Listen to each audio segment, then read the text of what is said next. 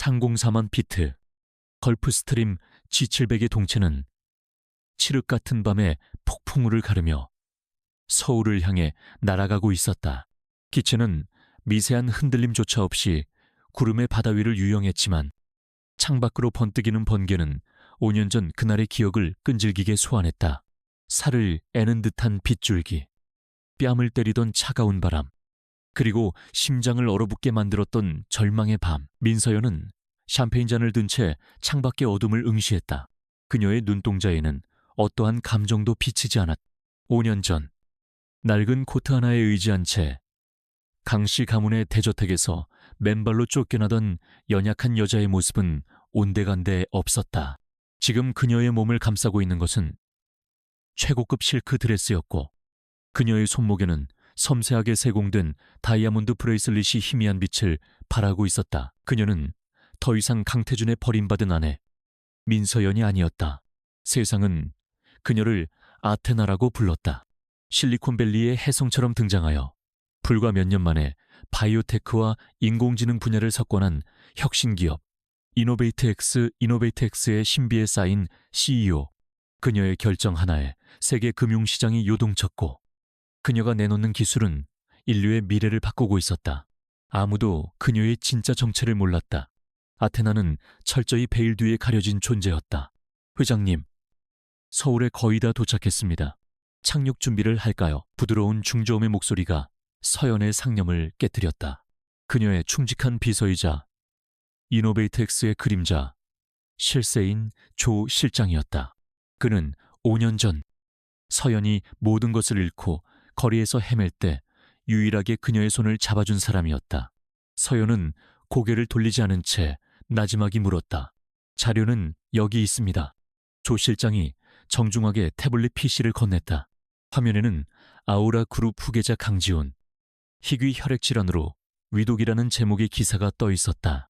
그리고 그 아래로 아우라 바이오로직스에서 개발한 신약 AB707, 이 유일한 희망이라는 내용이 이어졌다. 서연의 손가락이 화면 위를 천천히 스쳤다. 아들, 지훈이. 그녀가 5년간 단 한순간도 잊어본 적 없는 이름. 심장이 차갑게 식어가는 것 같았다. 그녀가 쫓겨나던 밤, 뜨거운 열에 들떠 엄마를 찾으며 울던 작고 연약한 아이. 그 아이가 지금 죽어가고 있었다. 그리고 그녀를 내쫓은 자들이 아들의 목숨을 담보로 추악한 언론 플레이를 하고 있었다. 앱수훈더 아수. 서연의 입에서 얼음 조각 같은 단어가 흘러나왔다. 분석팀의 보고서는 이미 올라와 있습니다. AB707은 재생 불량성 빈혈에 대한 임상 이상 단계의 약물입니다. 하지만 데이터에 심각한 결함이 발견되었습니다. 특정 유전자 마커를 가진 환자에게는 치명적인 부작용을 일으킬 가능성이 매우 높습니다. 지훈 도련님의 의료 기록과 대조해본 결과 일치율이 98.7%에 달합니다. 조 실장의 목소리는 차분했지만 그 내용은 비수처럼 서연의 가슴에 밝혔다. 그들은 알고 있었다. 자신들의 약이 지훈이에게 독이 될 수 있다는 사실을. 그런데도 유일한 치료제라고 떠들고 있었다. 아들의 목숨을 아우라 그룹의 주가를 부양하고 신약의 가치를 뻥튀기 하기 위한 도구로 사용하고 있는 것이다. 서연의 눈에 섬광이 스쳤다. 5년간 억눌러왔던 분노가 용암처럼 들끓었다. 하지만 그녀의 표정은 여전히 고요한 호수 같았다. 감정은 사치였다. 이제 그녀에게 필요한 것은 차가운 이성과 완벽한 전략뿐이었다. 그녀는 태블릿을 조 실장에게 돌려주며 차례로 지시를 내리기 시작했다. 그녀의 목소리는 조용했지만 그 안에 담긴 힘은 거대한 폭풍을 예고하고 있었다. 첫째, 지금 즉시 이블린 리드 박사에게 연락해 서울로 들어올 준비를 하라고 전해. 세계 최고의 혈액학 전문가가 왜 필요한지 당시 가문에게 곧 알려주게 될 테니.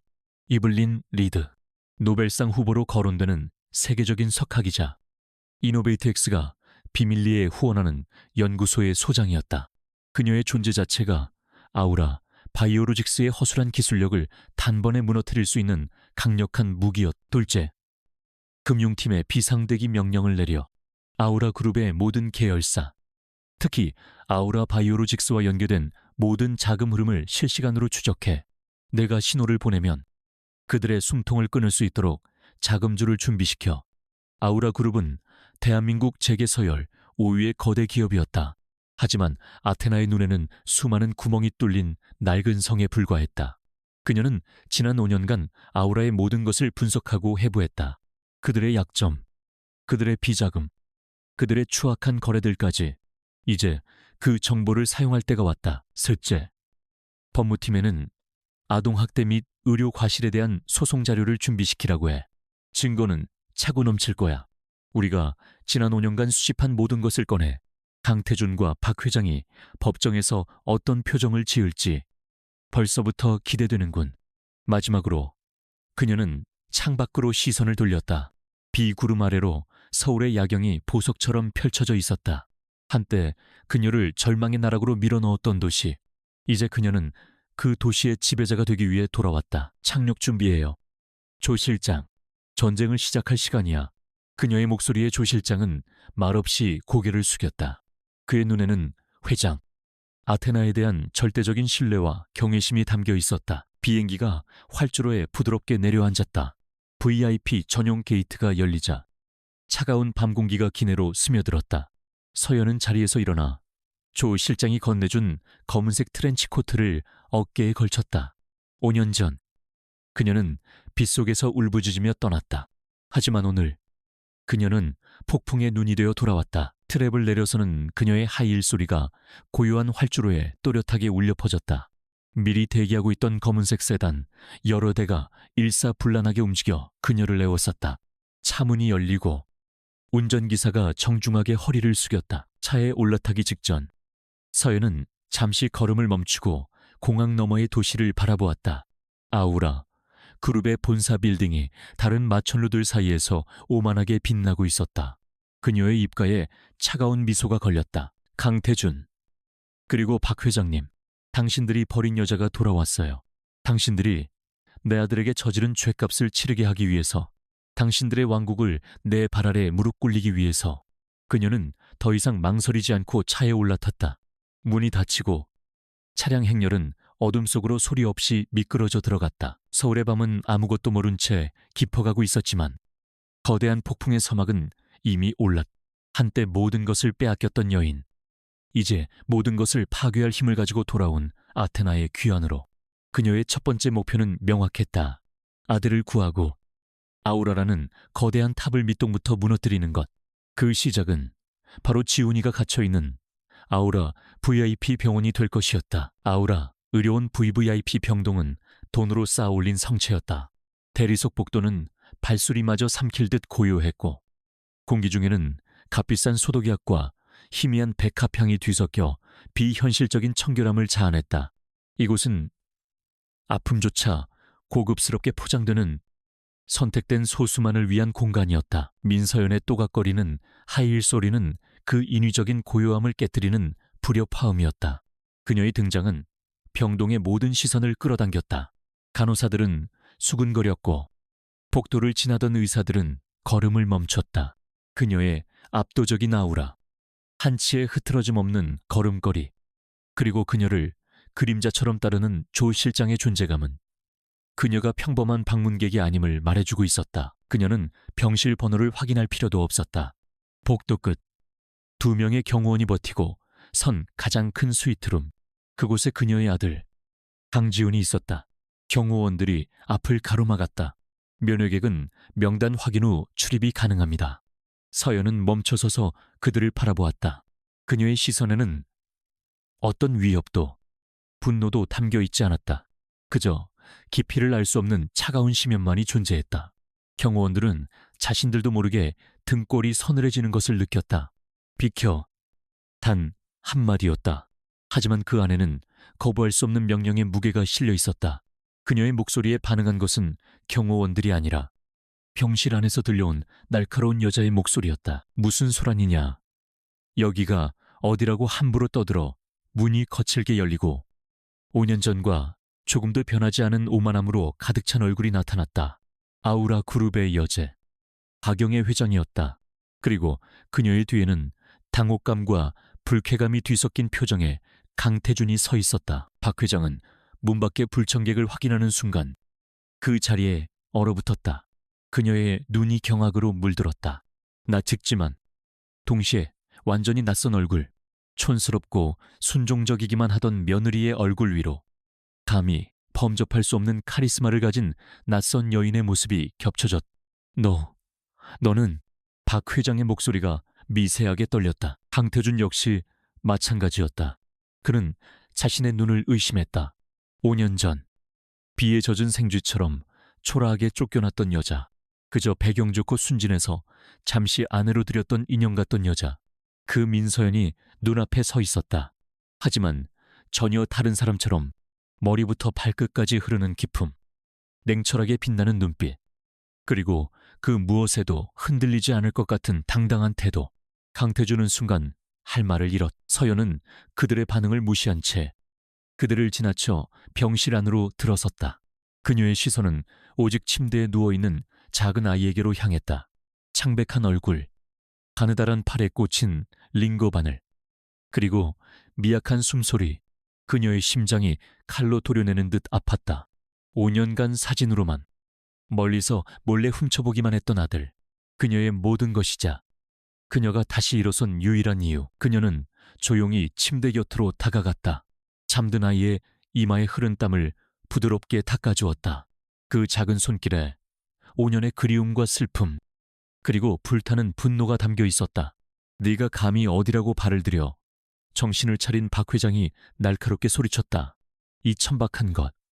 5년 전에 돈 몇 푼 쥐어주고 쫓아냈으면 그걸로 끝인 줄 알아야지.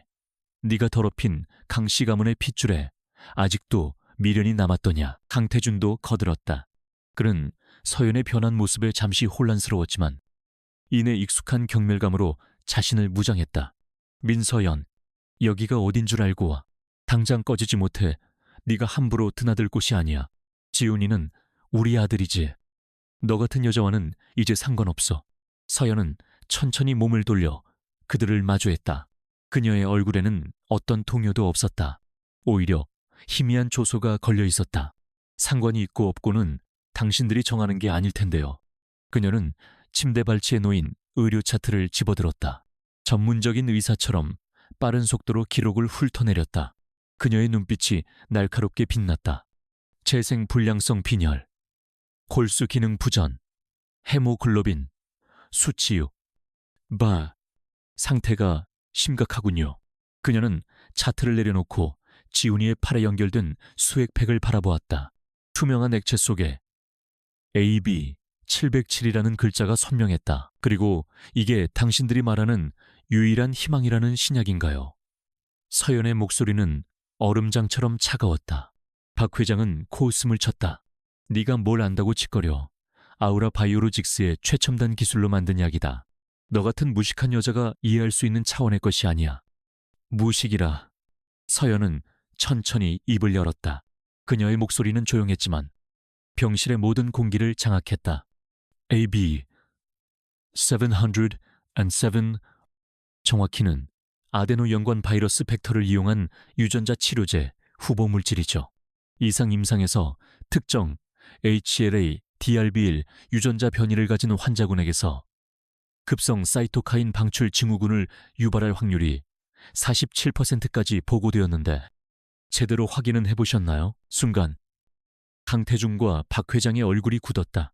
그녀가 방금 내뱉은 전문 용어들은 그들이 주어들은 홍보 문구와는 차원이 다른 것이었다. 마치 개발자나 논문 심사위원이라도 되는 듯한 말투였다. 서연은 멈추지 않았다. 우리 지훈이는 모계 쪽에서 희귀 유전자 변이를 물려받았어요. 당신들이 내쫓기 바빠서 확인조차 하지 않았던 내 의료 기록에 다 나와 있는 사실이죠.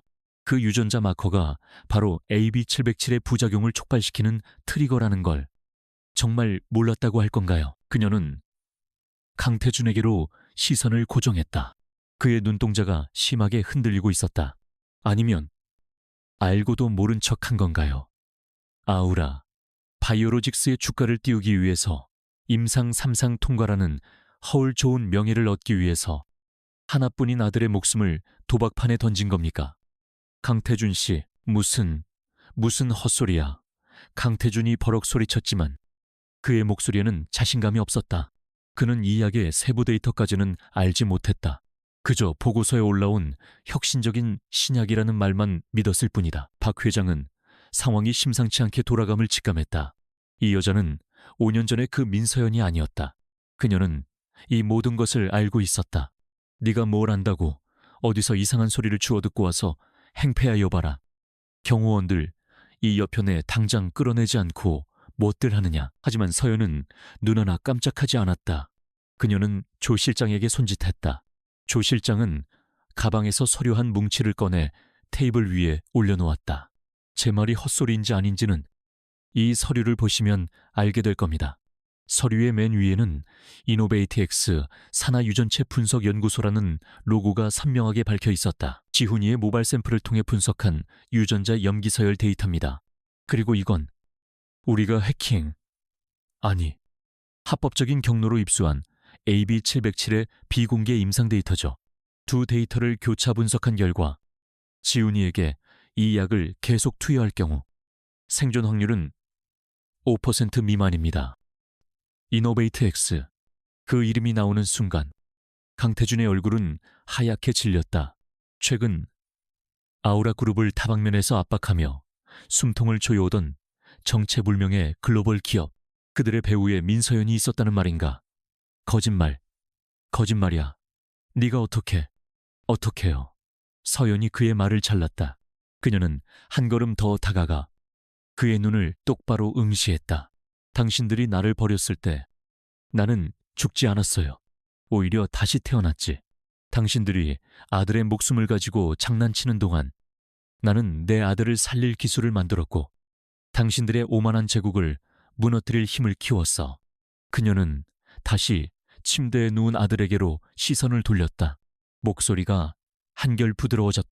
나는 내 아들을 데리러 왔어요. 이 지옥 같은 곳에서, 이 살인자들 손에서 내 아들을 구해낼 겁니다. 그녀는 조 실장에게 말했다. 이블린 박사님 팀, 병원으로 들어오라고 하세요.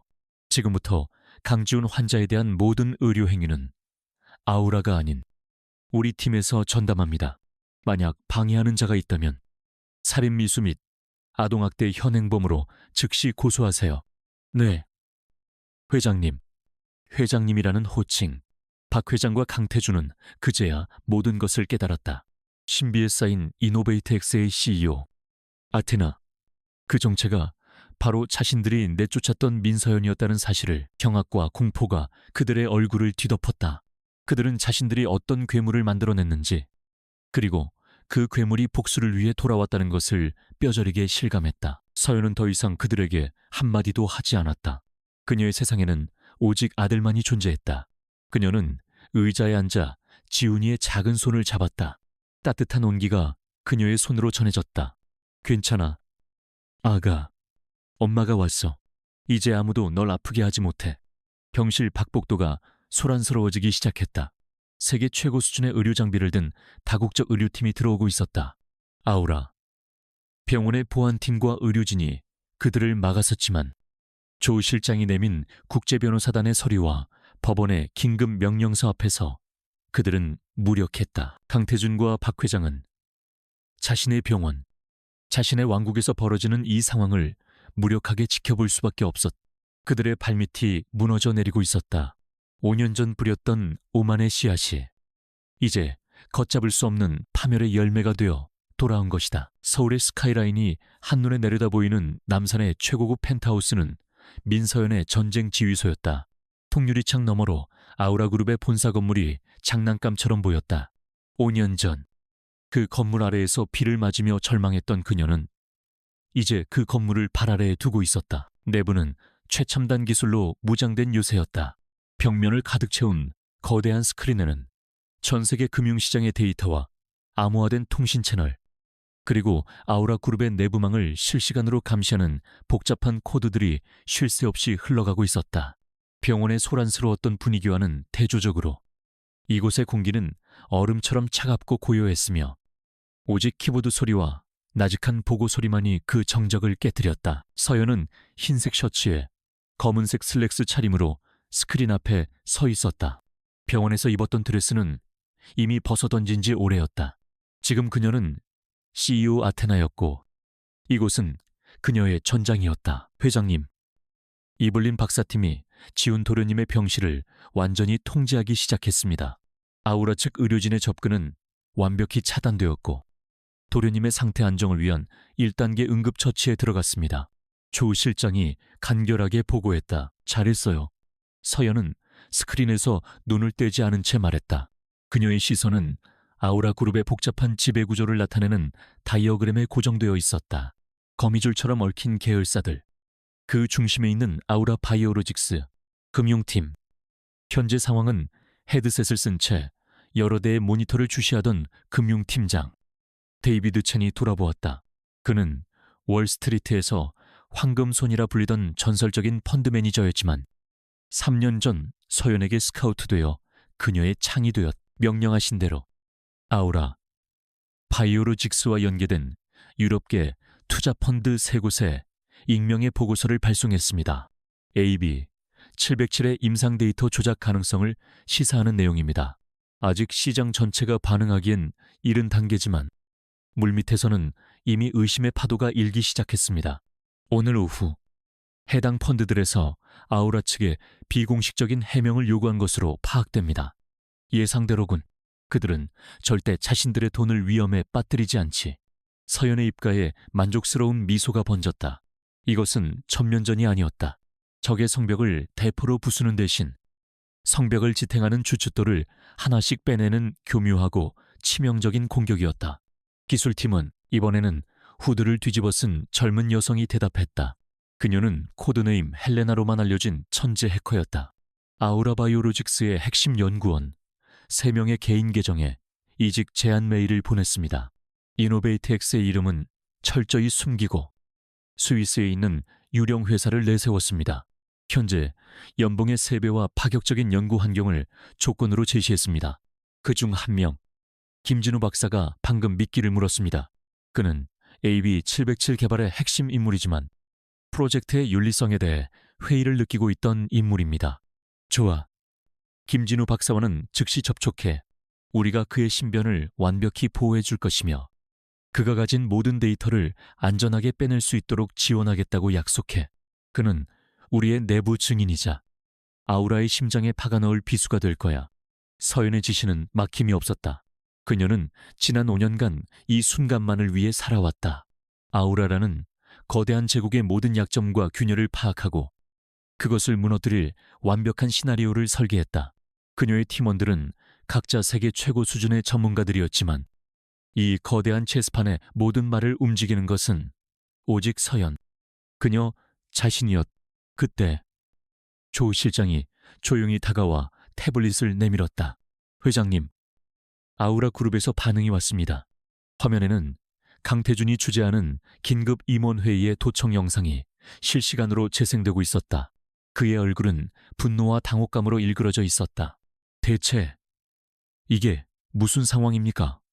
일개 병원에서 외부 의료팀에게 통제권을 빼앗기고 주가는 이유 없이 하락하고 투자자들은 쓸데없는 질문이나 해대고 당신들은 그동안 월급 받으면서 뭘 한 겁니까? 강태준이 고함을 지르며 서류 뭉치를 테이블에 내동댕이 쳤다. 임원들은 고개를 숙인 채 눈치만 보고 있었다. 민서연, 그 여자가 이 모든 짓을 꾸미고 있는 게 분명해. 이노베이트엑스 웃기지도 않는군. 돈 좀 벌었다고 눈에 뵈는 게 없나 본데. 여기가 어디라고 감히 아우라에 덤벼들어. 그의 옆에 앉아있던 박영애 회장이 차가운 목소리로 말했다. 태준아, 흥분하지 마라. 저 계집이 5년 전과는 달라진 건 사실이지만 그래봤자 근본 없는 졸부일 뿐이다. 우리가 수십 년간 쌓아온 이 아우라의 성은 그런 찬바람에 흔들리지 않아. 박 회장은 비서실장을 향해 턱짓했다.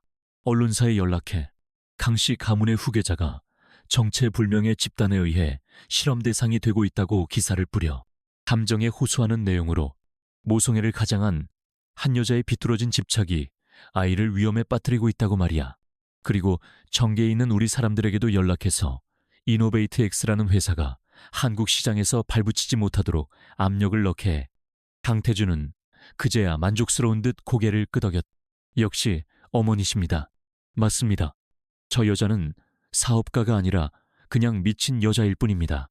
법과 여론으로 저 여자의 돈줄을 꽁꽁 묶어버리면 제풀에 지쳐 나가떨어지겠지요. 당장 실행하세요.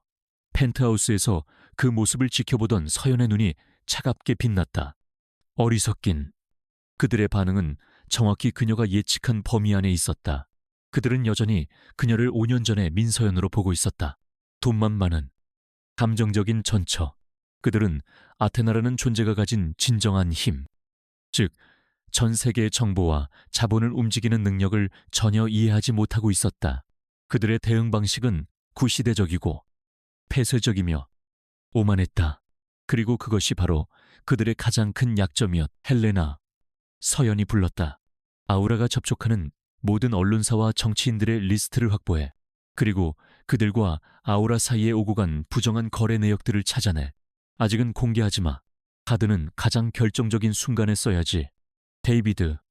네. 회장님, 그들이 여론전으로 나온다면 우리는 팩트로 승부한다. 월스트리트 저널과 파이낸셜 타임스에 아우라 바이오로직스의 연구 윤리에 대한 심층 분석 기사가 실릴 수 있도록 우리가 가진 데이터를 익명으로 제공해. 한국 언론은 막을 수 있어도 전 세계 투자자들이 보는 외신은 막지 못할 테니. 서연의 지시에 따라 펜트하우스는 다시 분주하게 움직이기 시작했다. 보이지 않는 전쟁은 새로운 국면으로 접어들고 있었다. 강태준이 국내 언론과 정치권이라는 낡은 칼을 휘두를 때 서연은 글로벌 금융과 정보라는 최첨단 미사일을 조준하고 있었다. 서연은 잠시 창가로 다가가 서울의 야경을 내려다보았다.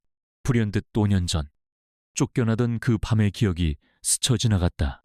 뱃속에 둘째 아이를 유산하고 쏟아지는 비를 맞으며 차가운 아스팔트 위를 헤매던 기억. 그때 그녀는 신에게 기도했다.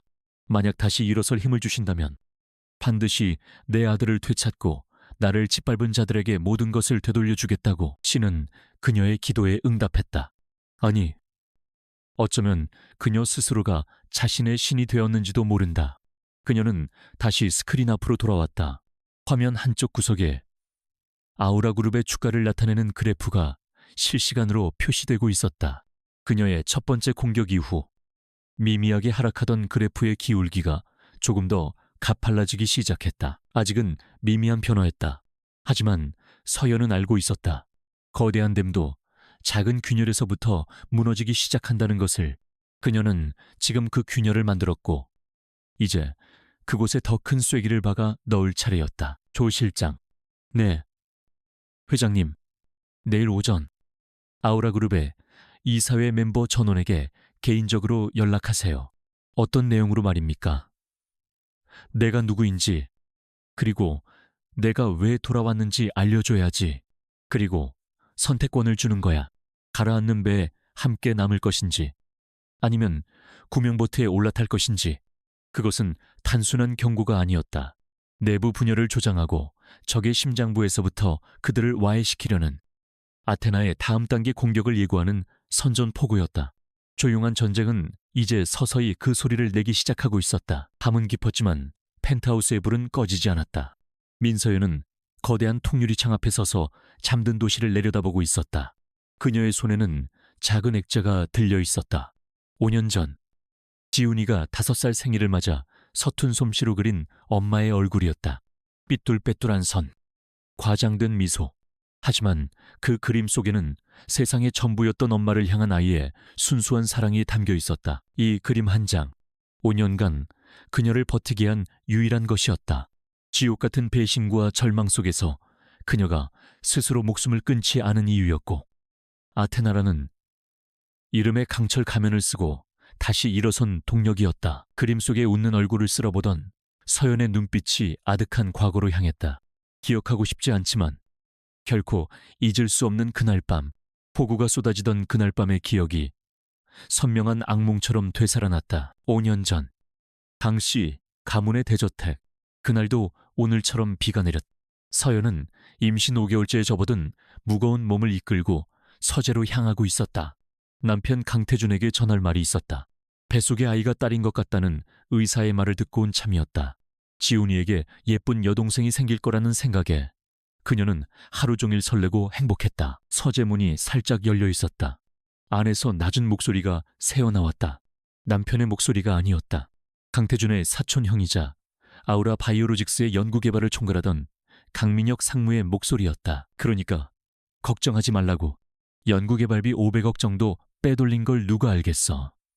어차피 전부 서류상으로만 존재하는 유령 회사들인데. 오만하고 자신감 넘치는 목소리였다. 하지만 상무님, 이번 국정감사에서 회계장부를 집중적으로 들여다본다는 소문이 있습니다. 만약 걸리기라도 하면. 불안에 찬 다른 남자의 목소리가 들렸. 걱정 마. 모든 책임은 민서연. 저 멍청한 여자한테 뒤집어 씌우면 그만이니까. 안 그래도 회장님께서 저 여자를 쫓아낼 기회만 보고 계셨잖아. 회사의 기밀 자료를 빼돌려 경쟁사에 팔아넘기려 했다. 이보다 더 좋은 명분이 어디 있겠어. 순진에 빠져서 남편밖에 모르는 저 여자가 뭘 알겠어. 증거 몇 개만 조작하면 게임 끝이야. 서연은 그 자리에 얼어붙었다. 온몸의 피가 차갑게 식는 것 같았다. 500억, 횡령, 그리고 자신에게 덮어 씌울 음모. 믿을 수 없는 이야기였다. 민혁은 태준이 친형처럼 믿고 따르던 사람이었다. 그런 그가 어떻게 이런 끔찍한 계획을. 그녀는 자기도 모르게 뒷걸음질 쳤다. 작은 소리에 서재 안의 대화가 끊겼다. 심장이 미친 듯이 뛰었다. 도망쳐야 했다. 이 사실을 태준에게 알려야 했다. 그녀는 비틀거리는 걸음으로 자신의 방으로 돌아왔다. 손이 벌벌 떨렸다. 어떻게 해야지, 남편에게 뭐라고 말해야 하지. 그때 문득 며칠 전 민혁이 자신의 서재에 있는 컴퓨터를 봐달라고 부탁했던 기억이 떠올랐다. 해외 투자 관련 자료를 정리해야 하는데 영어가 서툴다며 그녀에게 번역을 부탁했었다. 컴퓨터. 서연은 홀린 듯 민혁의 서재로 향했다. 다행히 방은 비어 있었다. 그녀는 떨리는 손으로 컴퓨터를 켰다. 그가 말했던 해외 투자 자료 폴더. 그 안에는 암호화된 회계 파일들이 가득했다. 그녀는 컴퓨터 공학을 전공했다. 간단한 암호쯤은 풀 수 있었다. 몇 번의 시도 끝에 파일이 열리고 그 안에는 유령 회사들의 이름과 자금 흐름이 적나라하게 기록된 이중장부가 모습을 드러냈다. 심장이 목구멍까지 차오르는 것 같았다. 이것만 있으면 민혁의 범죄를 증명할 수 있다. 그녀는 떨리는 손으로 가방에서 작은 USB를 꺼내 파일을 복사하기 시작했다. 그때였다. 여기서 뭘 하는 거지? 재수 씨. 등 뒤에서 들려온 차가운 목소리의 서연은 비명을 지를 뻔했다. 강민혁이었다. 그의 얼굴은 평소의 사람 좋은 미소 대신 뱀처럼 차갑고 교활한 표정으로 가득 차 있었다. 그의 시선은 그녀의 손에 들린 USB에 꽂혀 있었다. 아, 아주버님. 이건 못 볼 걸 봤군. 멍청한 줄만 알았는데 의외로 쓸데없는 호기심이 많았어. 민혁은 천천히 그녀에게 다가왔다. 공포에 질린 서연은 뒷걸음질 쳤다. 태준이한테 이르시게 내가 회사 돈을 빼돌렸다고. 과연 그놈이 내 말을 믿을까? 아니면 당신 말을 믿을까? 그는 비웃음을 터뜨렸다. 당신은 그냥 우리 가문에 들어온 이물질일 뿐이야. 배경도 없고 가진 것도 없는. 하지만 나는 달라. 나는 강씨 가문의 피를 이은 사람이고 태준이의 오른팔이지. 그는 서연의 팔을 거칠게 움켜쥐었다. 얌전히 덮었으면 좋았을 텐데 일을 이렇게 만드네. 그 순간 민혁은 갑자기 표정을 바꾸고 큰 소리로 외치기 시작했다. 재수 씨, 왜 이러십니까? 제가 아무리 형님처럼 편해도 그렇지. 이렇게 밤늦게 제 서재에 와서 저를 유혹하시면 어떡합니까? 동시에 그는 자신의 셔츠 단추를 몇 개 풀어헤치고 서연의 손을 자신의 뺨으로 가져가 스스로를 때렸다. 사람 살려 재수 씨가 저를. 서연은 무슨 일이 벌어지고 있는지 깨닫고 경악했다. 그가 자신에게 성추행 누명을 씌우려는 것이었다. 아니야, 이 사람이. 그녀의 비명은 민혁의 고함 소리에 묻혔다. 소란을 듣고 강태준과 박 회장이 달려왔다. 그들의 눈에 비친 것은 셔츠가 풀어헤쳐진 채 당황한 표정의 민혁과 겁에 질려 울고 있는 서연, 그리고 그녀의 손에 들린 USB였다. 이게 다 무슨 소란이야? 강태준이 소리쳤다. 민혁은 기다렸다는 듯이 무릎을 꿇었다. 태준아, 미안하다. 내가 재수 씨의 마음을 받아주지 못해서 이런 일이 생겼다. 재수 씨가 나에게 흑심을 품고 접근했는데 내가 거부하자 갑자기 돌변해서 회사 기밀 자료가 담긴 내 USB를 훔쳐 달아나려고 했어. 기가 막힌 거짓말이었다. 서연은 필사적으로 고개를 저었다. 아니에요. 여보, 거짓말이에요. 이 사람이 회사 돈을 횡령했어요. 여기 증거가. 하지만 강태주는 그녀의 말을 듣지 않았다. 그의 시선은 이미 경멸과 분노로 가득 차 있었다. 그는 아내의 결백보다 가문의 체면과 자신의 자존심이 더 중요했다. 믿었던 사촌형의 배신보다 보잘것없는 아내의 불륜이라는 스토리가 그에게는 훨씬 더 받아들이기 쉬웠다. 박 회장은 기름을 부었다. 저 지난 것 내 이럴 줄 알았다. 처음부터 근본도 없는 것을 며느리로 들인 게 잘못이었어. 우리 가문에 먹칠을 해도 유분수지 당장 전현을 내쫓아라. 서연은 절망적으로 남편을 바라봤다. 하지만 그의 눈에는 일말의 신뢰도 남아있지 않았다. 그는 서연에게 다가와 그녀의 손에 있던 USB를 거칠게 낚아챘다. 그리고 그녀의 뺨을 세차게 내리쳤다. 더러운 년. 그 순간 서연의 아랫배에 극심한 통증이 밀려왔다. 다리 사이로 뜨거운 것이 흘러내리는 끔찍한 감각. 그녀는 비명을 지르며 그 자리에 쓰러졌다. 아가, 내 아가. 하지만 아무도 그녀를 돌아보지 않았다. 그녀는 하인들에게 질질 끌려 폭우가 쏟아지는 저택 밖으로 내던져졌다. 뱃속의 아이를 잃는 고통과 남편과 세상으로부터 버림받은 절망 속에서 그녀의 의식은 멀어져 갔다. 정신을 잃기 직전 그녀는 민혁이 태준의 등 뒤에서 짓는 악마 같은 미소를 보았다. 회장님. 조 실장의 목소리가 서연을 악몽 같은 과거에서 현실로 끌어냈다. 그녀의 뺨 위로 차가운 눈물 한 줄기가 흐르고 있었다. 그녀는 재빨리 눈물을 닦아냈다. 이제 더 이상 울고 있을 시간은 없었다. 무슨 일이죠? 보안 채널로 발신자 불명의 메시지가 들어왔습니다. 헬레나가 삼중 방화벽을 뚫고 들어온 흔적이라며 긴급 보고를 올렸습니다. 서연은 빠르게 지휘소의 메인 스크린으로 다가갔다. 화면에는 짧은 메시지가 떠 있었다. 마님, 작은 마님, 저 김집사입니다. 5년 전 그날 제가 드리지 못했던 물건이 있습니다. 속죄할 기회를 주십시오. 김집사, 강씨 집안에서 30년을 일한 늙은 집사였다. 서연이 쫓겨나던 날 차마 그녀를 외면하지 못하고 몰래 담요 한 장을 덮어주려다 박 회장에게 들켜 호되게 야단을 맞았던 사람이었다. 서연의 심장이 다시 뛰기 시작했다. 드리지 못했던 물건. 헬레나. 발신지 추적 가능해 불가능합니다. 공중 와이파이를 여러 번 거친 대포폰입니다. 의도적으로 흔적을 지우고 있습니다. 회신에 오늘 밤 자정 남산식물원 세 번째 벤치.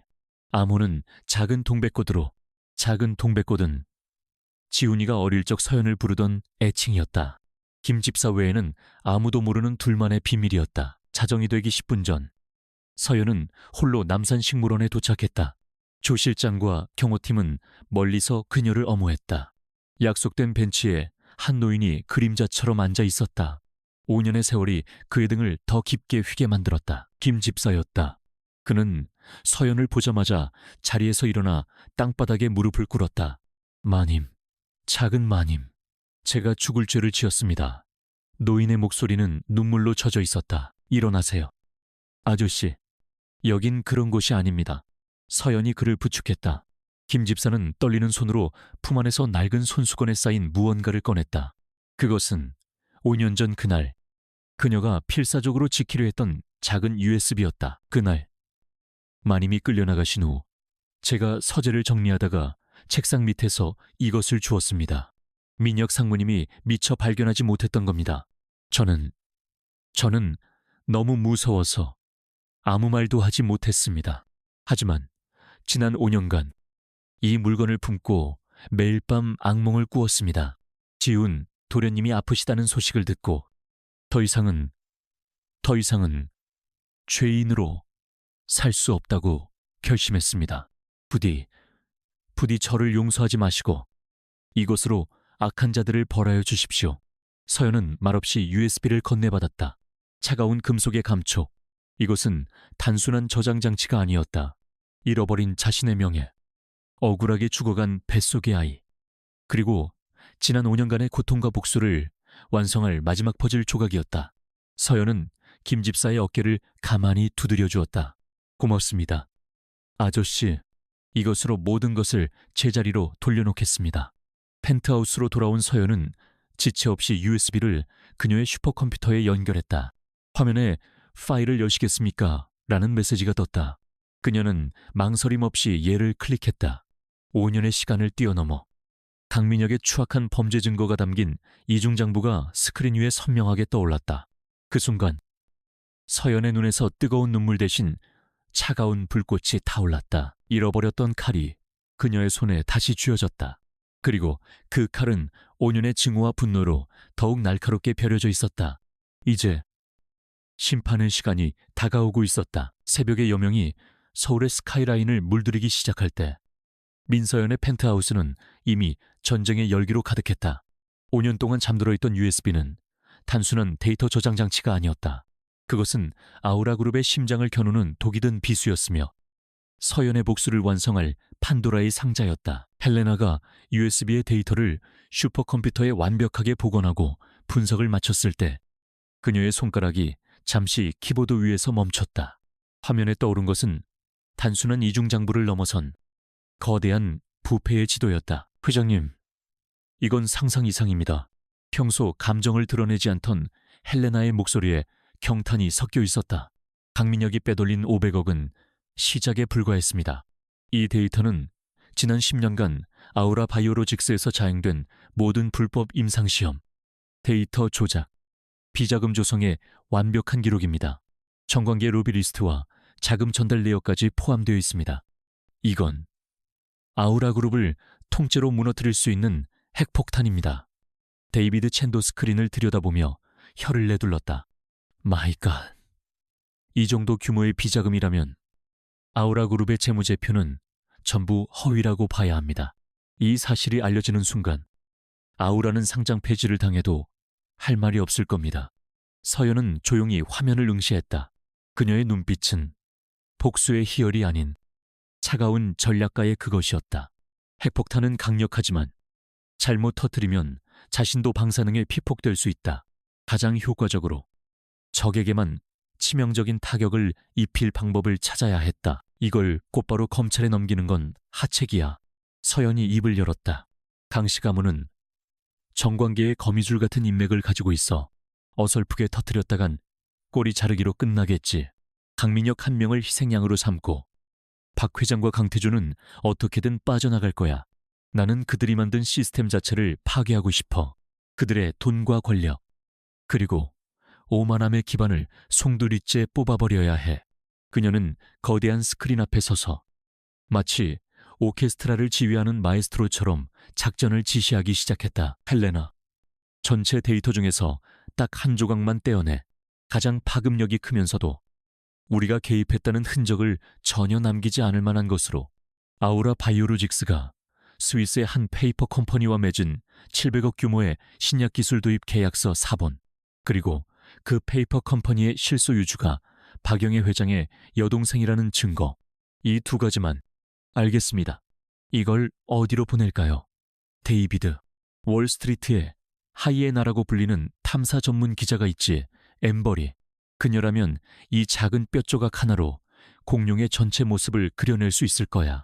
완벽한 익명의 내부 고발자처럼 보이게 포장해서 그녀에게만 단독으로 제보해. 데이비드가 눈을 빛냈다. 엠버리, 훌륭한 선택입니다.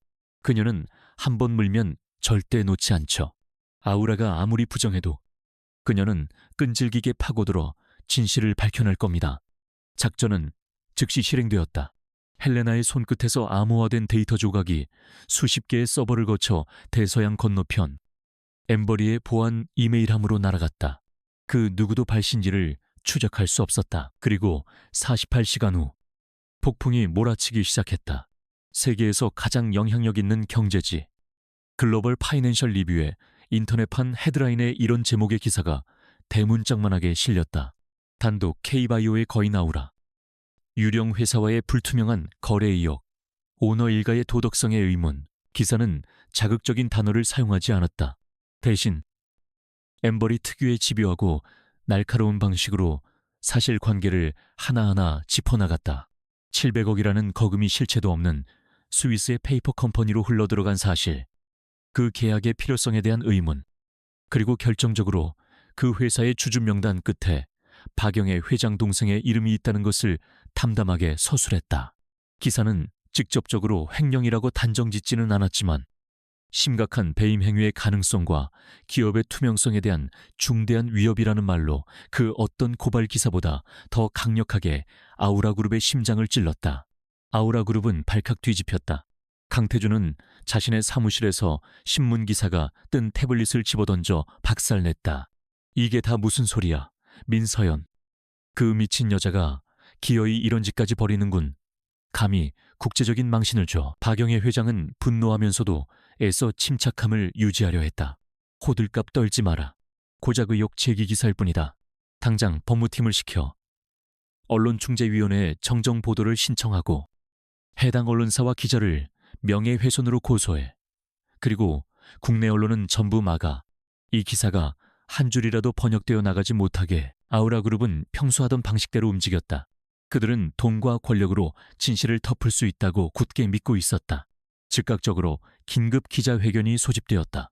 강태준은 카메라 플래시 앞에서 오만한 표정으로 기사의 내용을 전면 부인했다. 이번 보도는 아우라그룹의 성장을 시기하는 악의적인 세력의 음해 공작일 뿐입니다.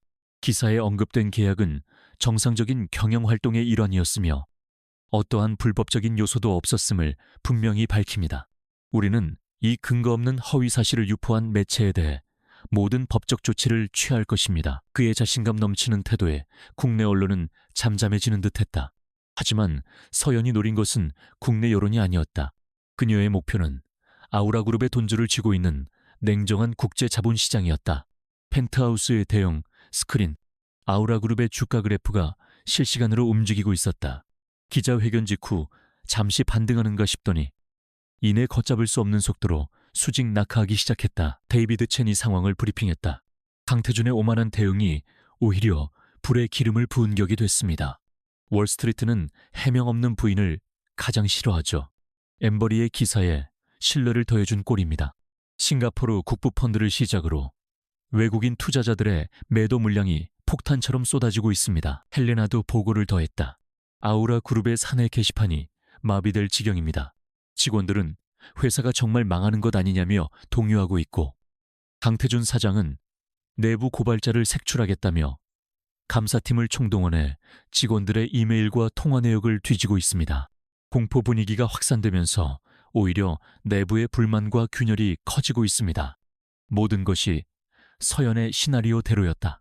그녀는 한 조각의 정보로 아우라라는 거대한 성에 불을 질렀다.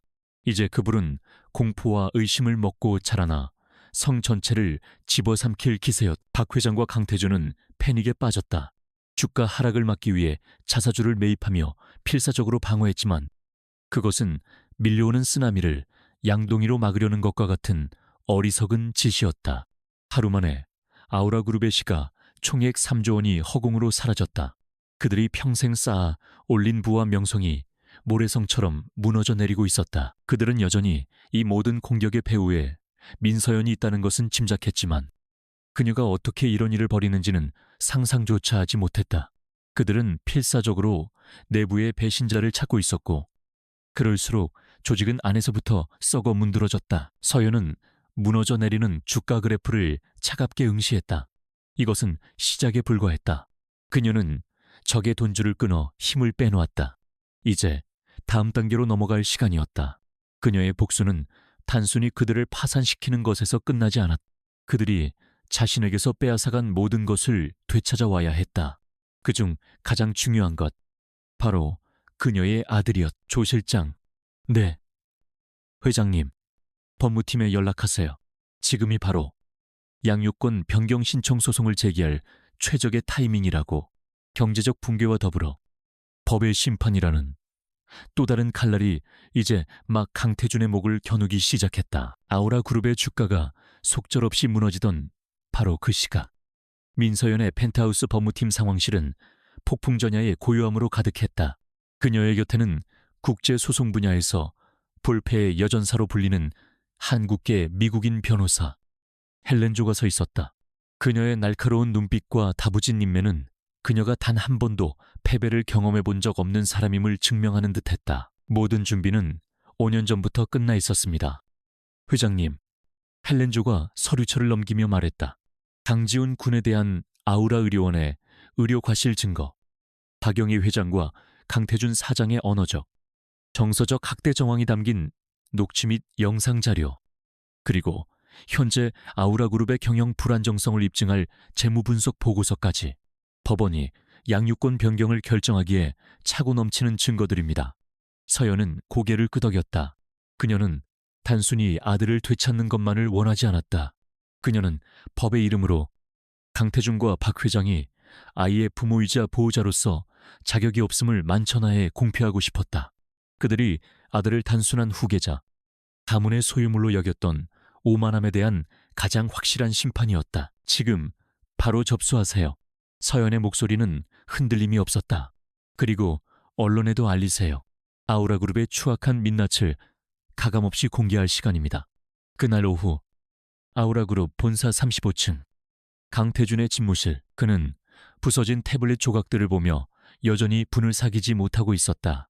주가 방어를 위해 쏟아부은 수천억 원의 돈이 허공으로 증발했고 외국인 투자자들은 약속이나 한듯 등을 돌렸다. 그가 평생을 바쳐 지키고 키워온 왕국이 발밑에서부터 흔들리고 있었다. 그는 이 모든 것이 민서연의 짓이라는 것을 알았지만 보이지 않는 적을 상대하는 것처럼 답답하고 무력했다. 젠장. 그가 책상을 내리치던 순간 비서가 하얗게 질린 얼굴로 들어왔다. 그의 손에는 법원에서 온 등기 우편물이 들려 있었다. 사장님, 법원에서. 강태준은 신경질적으로 서류를 낚아챘다. 봉투를 찍고 내용을 확인하는 순간 그의 얼굴에서 핏기가 사라졌다. 사건 2020 보드단천사 친권 및 양육권자 변경 청구에서 원고 민서연, 피고 강태준. 그는 자신의 눈을 의심했다. 감히 내 아들을 빼앗겠다고 5년 동안 흔적도 없이 사라졌던 여자가 분노가 머리끝까지 치밀어 올랐다. 이것은 단순한 소송이 아니었다. 그의 존재 자체에 대한 모욕이자 강씨 가문에 대한 정면 도전이었다. 이 미친년이. 그는 곧장 박영애 회장의 집무실로 달려갔다. 소장을 본 박 회장의 반응도 다르지 않았다. 그녀는 찻잔을 바닥에 내동댕이 치며 악을 썼다. 돈 몇 푼의 양심까지 팔아먹은 더러운 것. 감히 내 손자를 빌미로 우리를 협박해. 당장 국내 최고의 변호사를 불러 저 계집을 사회에서 매장시켜버릴 거야. 아이를 버리고 돈의 눈이 멀어 5년 만에 나타난 파렴치한 여자로 만들어서 다시는 대한민국 땅에 발도 못 붙이게 할 거라고. 아우라그룹은 즉각 국내 최대 로펌인 태평양의 가사소송 전담팀을 고용했다. 그들은 승리를 자신했다. 5년이라는 시간은 민서연에게 치명적인 약점이었다. 어떤 이유를 대든 5년간 아이 곁을 떠나 있었던 엄마. 법정은 그 사실을 가장 중요하게 볼 것이라고 그들은 확신했다. 그들은 민서연을 복수심에 불타 이성을 잃은 전처로 이노베이트엑스의 성공을 정체불명의 검은 돈으로 포장할 완벽한 시나리오를 준비했다. 며칠 후 서울 가정법원의 조정실. 공식적인 재판에 앞서 열린 조정기 이래 민서연과 강태준이 마주 앉았다. 5년 만의 공식적인 대면이었다. 서연은 차분한 검은색 정장 차림으로 흔들림 없는 눈빛으로 정면을 응시하고 있었다. 반면 강태준은 감추려 해도 감출 수 없는 분노와 경멸감을 얼굴에 그대로 드러내고 있었다. 먼저 입을 연 것은 태평양의 대표 변호사였다. 그는 노련하게 동정심을 유발하는 전략을 썼다. 존경하는 조정위원님, 제 의뢰인인 강태준 사장은 지난 5년간 홀로 아픈 아들을 돌보며 아버지로서의 책임을 다해왔습니다. 그런데 갑자기 나타난 생모가 아이의 안위는 생각하지 않고 그룹이 혼란스러운 틈을 타 아이를 빼앗으려 하고 있습니다. 이것은 모성애가 아니라 지독한 복수심이자 탐욕일 뿐입니다. 그는 서연을 향해 날카롭게 말했다. 원고는 지난 5년간 아이를 위해 무엇을 했습니까? 단 한 번이라도 아이를 찾아오거나 양육비를 보낸 적이 있습니까? 없습니다. 그것이 바로 원고가 어머니로서 자격이 없다는 가장 명백한 증거입니다. 강태준의 입가에 비릿한 미소가 걸렸다. 그래. 저것이 팩트다. 아무리 발버둥 쳐도 5년의 공백은 지울 수 없다. 모두의 시선이 서연에게 쏠렸다. 하지만 그녀 대신 헬렌조 변호사가 자리에서 일어났다. 그녀는 태평양 측 변호사를 쳐다보지도 않고 오직 조정위원만을 향해 차분하고 힘있는 목소리로 말했다. 피고 측 변호인께서는 중요한 사실을 간과하고 계십니다. 제 의뢰인은 아이를 버린 것이 아니라 피고의 집에서 쫓겨난 것입니다. 그것도 뱃속의 둘째 아이를 유산하는 끔찍한 폭력과 함께 말입니다. 당시 빈털터리로 내쫓긴 제 의뢰인에게 양육비를 보내거나 아이를 만날 기회는 원천적으로 차단되었습니다. 이는 명백한 아동 접근권 침해입니다. 헬렌조는 준비해온 서류 뭉치 중 하나를 위원에게 제출했다. 여기 5년 전 그날 밤 제 의뢰인이 구급차에 실려가던 병원의 진료 기록과 경찰 신고 기록입니다. 그리고 이것은 그 후로 수십 차례 강씨 가문의 면회를 요청했지만 거절당했던 내용 증명들입니다. 강태준 측 변호사의 얼굴이 순간 굳어졌다. 예상치 못한 반격이었다. 헬렌조는 멈추지 않았다. 피고 측은 지난 5년간 아버로서의 책임을 다했다고 주장하지만 과연 그렇습니까? 그녀는 두 번째 서류 뭉치를 꺼내들었다. 이것은 세계적인 혈액학 권위자인 이블린 리드 박사의 소견서입니다. 소견서에 따르면 아우라 의료원이 강지훈 군에게 투여한 신약 AB707은 아이에게 치명적인 부작용을 일으킬 확률이 매우 높은 사실상의 독극물이었습니다. 아들의 목숨을 담보로 자사의 주가를 올리려 한 행위. 이것이 과연 책임감 있는 아버지의 모습입니까? 조정실의 공기가 차갑게 얼어붙었다. 독극물이라는 단어는 엄청난 충격이었다. 헬렌조는 마지막 쐐기를 박았다. 마지막으로 현재 아우라그룹은 오너 일가의 배임 혐의로 주가가 폭락하고 경영권 자체가 위협받는 심각한 위기 상황입니다. 이런 불안정한 환경이 희귀병을 앓고 있는 아이에게 과연 최선이라고 할 수 있겠습니까? 반면 제 의뢰인은 세계 최고 수준의 바이오 기업을 이끌고 있으며 아이에게 가장 안정적인 환경과 최첨단의 치료를 제공할 수 있는 완벽한 능력을 갖추고 있습니다. 이것이 저희가 양육권 변경을 청구하는 이유입니다. 모든 반박이 논리정연하고 모든 주장은 완벽한 증거로 뒷받침되었다. 강태준은 처음으로 상황이 심상치 않다는 것을 깨달았다. 그의 변호사들은 진땀을 흘리며 제대로 된 반박조차 하지 못했다. 참다 못한 강태준이 자리에서 벌떡 일어나 소리쳤다. 웃기지 마. 당신이 뭘 안다고 지훈이는 내 아들이야. 아우라 그룹을 이끌어갈 내 후계자라고 당신 같은 여자한테 빼앗길 순 없어. 그것은 치명적인 실수였다. 그의 외침 속에는 아들에 대한 사랑이 아닌 소유욕과 집착만이 가득했다. 그 순간 침묵을 지키던 민서연이 처음으로 입을 열었다. 그녀는 강태준의 눈을 똑바로 응시하며 얼음처럼 차가운 목소리로 말했다. 나는 지금 내 아들의 생명을 구하기 위해 여기에 왔어요. 그런데 당신은 여전히 아들의 후계자 자리만을 이야기하는군요. 그녀는 천천히 자리에서 일어섰. 그것이 바로 당신이 더 이상 지훈이의 아빠가 될 자격이 없는 이유입니다.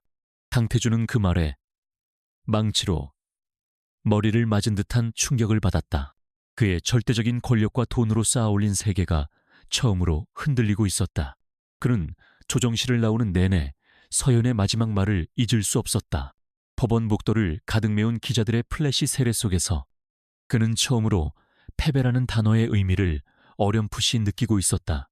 저 멀리 조금의 흔들림도 없이 당당하게 걸어가는 서연의 뒷모습을 보며 그는 자신이 상대하고 있는 것이 단순한 복수심에 불타는 전처가 아님을, 자신보다 훨씬 더 강하고 무서운 존재임을 뼈저리게 깨닫기 시작했다. 아우라 그룹 본사 대강당은 살얼음판 위를 걷는 듯한 긴장감으로 가득 차 있었다. 연일 폭락하는 주가를 방어하고 성난 주주들을 달래기 위해 소집된 임시 주주총회. 단상 위에는 강태준과 박영애 회장을 비롯한 이사진이 침통한 표정으로 앉아 있었고, 객석에는 불안과 분노로 가득 찬 주주들과 먹잇감을 노리는 하이에나 같은 기자들이 자리를 메우고 있었다. 강태준은 말은 입술을 억지로 축이며 마이크 앞에 섰다. 그는 이 위기를 정면 돌파하기로 마음먹었다. 모든 의혹을 근거 없는 음해로 치부하고 강력한 리더십을 내세워 불안한 여론을 잠재울 생각이었다. 존경하는 주주 여러분, 그리고 언론인 여러분, 최근 우리 아우라그룹을 둘러싼 악의적인 루머로 인해 심려를 끼쳐드린 점, 그룹의 대표로서 깊은 유감을 표합니다. 하지만 저는 이 자리에서 분명히 말씀드립니다. 제기된 모든 의혹은 단 하나도 사실이 아니며, 이는 우리 그룹의 성장을 시기하는 외부 세력의 비열한 공격일 뿐입니다. 우리 아우라그룹은 그가 준비해온 원고를 열정적으로 읽어내려가던 바로 그 순간이었다. 대강당의 육중한 이중문이 거칠게 열렸다. 모든 사람의 시선이 일제히 문 쪽으로 향했다. 그곳에는 한 무리의 사람들이 서 있었다. 맨 앞에는 서늘한 카리스마를 뿜어내는 한 여인이, 그 뒤로는 조 실장과 헬렌조 변호사를 비롯한 전문가 집단이 마치 철벽처럼 그녀를 호위하고 있었다. 당당히 술렁이기 시작했다. 누구지 저 사람들은? 어느 증권사에서 단체로 왔나? 강태준은 자신의 연설이 끊긴 것에 불쾌감을 노골적으로 드러내며 소리쳤다. 지금 주주총회 중입니다. 신원 확인이 안 된 외부인은 당장 퇴장해 주십시오. 보안팀은 뭘 하는 겁니까? 하지만 보안 요원들은 감히 그들에게 다가가지 못했다. 여인이 내뿜는 압도적인 기세에 눌려버린 탓이었다. 여인은 주변의 소란에 아랑곳하지 않고 또각거리는 하이힐 소리를 내며 단상을 향해 똑바로 걸어왔다. 그녀의 걸음걸이에는 한치의 망설임도 없었다. 마치 이곳이 자신의 무대인 것처럼 당당했다. 박영애 회장의 미간이 좁혀졌다. 처음 보는 얼굴이었지만 어딘가 모르게 불길한 예감이 그녀의 등골을 스쳤다. 여인은 단상 바로 앞, 주주석 맨 앞자리에 멈춰섰다. 그리고 자신을 막아서는 진행요원에게 헬렌조가 서류 한 장을 건넸다. 서류를 확인한 진행요원의 얼굴이 하얗게 질렸다. 그는 떨리는 목소리로 강태준에게 속삭였다. 사장님, 이노베이트X 글로벌 홀딩스 측의 대리인이라고 합니다. 이번 주가 폭락 사태 때 우리 그룹의 지분 8%를 장외에서 매입해서 현재 3대 주주 자격으로 참석하셨습니다. 이노베이트X, 그 이름이 나오는 순간 강태준과 박 회장의 얼굴이 돌처럼 굳었다. 보이지 않는 곳에서 자신들의 숨통을 조여오던 바로 그 유령 같은 존재, 그 실체가 드디어 모습을 드러낸 것이다. 강태준은 애써 표정을 관리하며 마이크에 대고 말했다. 이노베이트X 측에서 오셨군요. 환영합니다. 하지만 정식으로 안건을 발의할 절차는 나중에 있으니 일단은 착석해서 회의 진행을 지켜봐 주시기 바랍니다. 그는 어떻게든 상황을 통제하고 싶었다. 하지만 여인은 그의 말을 가볍게 무시했다. 그녀는 마이크 하나를 당겨받아 들고 객석을 향해 몸을 돌렸다. 그리고는 자신을 가리고 있던 짙은 선글라스를 천천히 벗었다. 강당 안의 모든 조명이 그녀의 얼굴 위로 쏟아지는 듯했다. 선글라스 뒤에 가려져 있던 얼굴이 드러나는 순간 시간은 멈췄다. 강당을 가득 채웠던 웅성거림이 거짓말처럼 사라졌다. 정적, 숨막히는 정적만이 흘렀다. 기자들의 카메라 플래시가 미친 듯이 터지기 시작했다. 강태준은 자신의 눈을 의심했다. 그의 동공과 지진이라도 난 듯 격렬하게 흔들렸다. 박영애 회장은 자리에서 벌떡 일어날 뻔한 것을 간신히 참았다. 그녀의 입에서 바람 새는 소리가 흘러나왔다. 연. 그랬다. 그곳에 서 있는 사람은 바로 5년 전 자신들이 비참하게 내쫓았던 민서연이었다. 하지만 그녀는 더 이상 과거의 연약하고 순종적인 여자가 아니었다. 그녀의 눈빛은 날카로운 칼날처럼 빛났고 온몸에서는 감히 범접할 수 없는 위엄과 힘이 느껴졌다. 서연은 잠시 객석을 둘러보았다. 경악과 혼란에 빠진 수백 개의 눈동자들, 그리고 그 끝에 있는 유령이라도 본 듯한 표정의 강태준과 박영애 회장. 그녀의 입가에 차가운 미소가 걸렸다. 오랜만입니다. 강태준 씨. 그리고 어머님. 그녀는 어머님이라는 단어에 칼날 같은 독을 실어보냈다. 그리고는 객석을 향해 다시 입을 열었다. 그녀의 목소리는 조용했지만 마이크를 통해 강당 전체에 명확하게 울려 퍼졌다. 여러분 중 일부는 저를 이노베이트엑스의 CEO 아테나라는 이름으로 알고 계실 겁니다. 하지만 제 본명은 민서연입니다. 5년 전 아우라그룹의 며느리였고 강태준 사장의 아내였던 바로 그 사람입니다. 폭탄 선언이었다. 주주들은 경악했고 기자들은 이 엄청난 특종에 흥분하여 키보드를 두드리기 시작했다.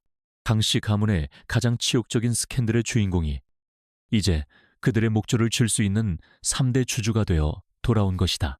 정신 나간 소리. 저 여자가 미쳤나. 이성을 잃은 강태준이 소리쳤다. 여기가 어디라고 와서 행패야 여봐라. 저 여자 당장 끌어내. 하지만 서연은 눈 하나 깜짝하지 않았다. 그녀는 조 실장에게 손짓했다. 조 실장은 노트북을 연단 위에 프로젝터와 연결했다. 강태준의 연설을 위해 준비되었던 거대한 스크린이 꺼졌다 켜지더니 전혀 예상치 못한 화면을 비추기 시작했다. 화면에 떠오른 것은 대웹이라는 붉은 낙인이 찍힌 아우라 바이오로직스의 이중 장부였다. 5년 전 그날 밤 서연이 목숨을 걸고 지키려 했던 바로 그 파일이었다. 이게 뭐야? 이 사진 중 한 명이 경악했다. 서연은 스크린을 가리키며 담담하게 설명하기 시작했다. 그녀의 목소리는 재판정의 검사처럼 냉철하고 논리정연했다. 지금 여러분이 보시는 것이 아우라그룹의 진짜 얼굴입니다. 이것은 강태준 사장의 사촌형인 강민혁 전 상무가 지난 10년간 1200억 원이 넘는 연구개발비를 횡령한 증거입니다. 화면은 빠르게 전환하며 돈이 흘러들어간 수십 개의 유령 회사, 명단과 자금 흐름도를 보여주었다.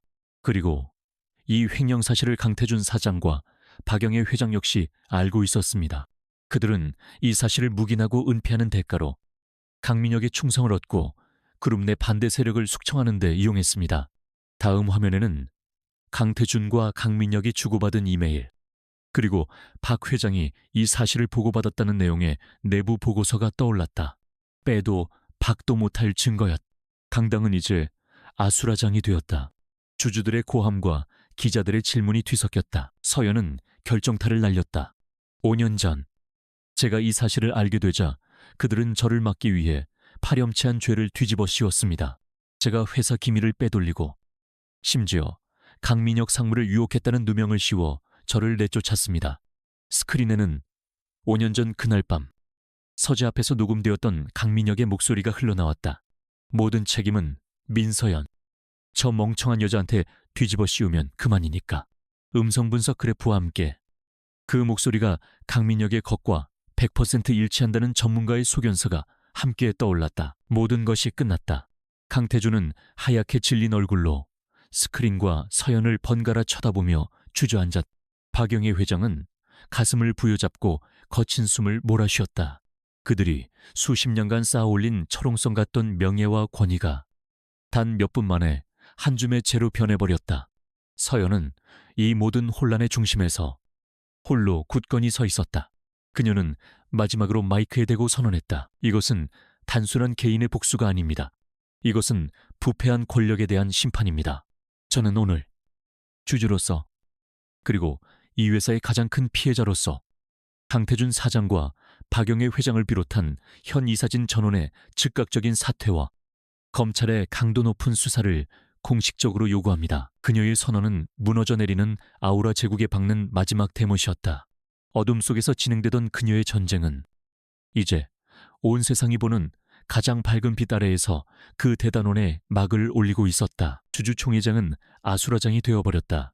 분노한 주주들의 고성과 기자들의 플래시 세례가 뒤엉켜 강태준과 박영애 회장을 집어삼킬 듯 덮쳐왔다.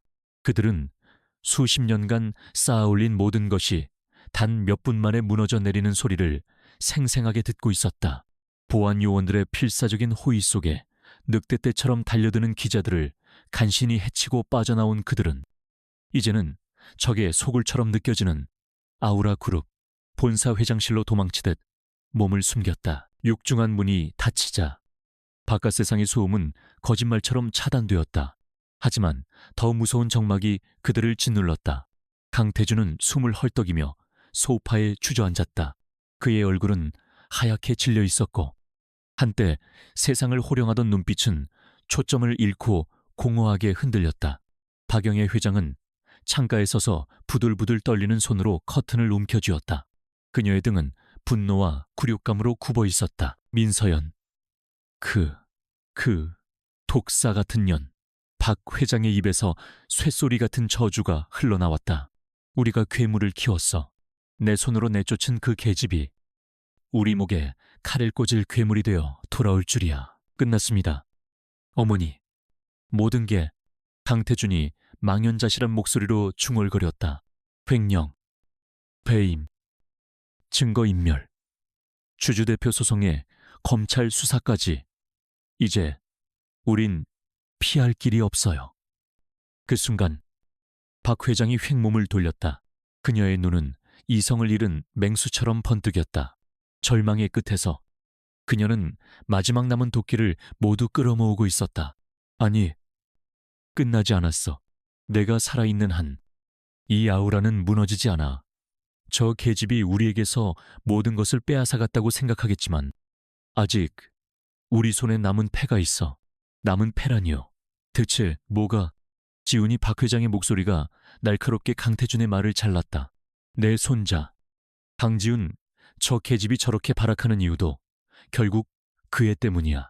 그 애만 우리 손에 있으면 저 계집을 통제할 수 있어 협상의 여지가 생긴단 말이다. 그것은 이성적인 판단이 아니었다. 벼랑 끝에 몰린 자의 마지막 발악이었다. 어머니, 지금 법정 소송이 진행 중입니다. 함부로 아이를. 법박 회장은 광기 어린 웃음을 터뜨렸다.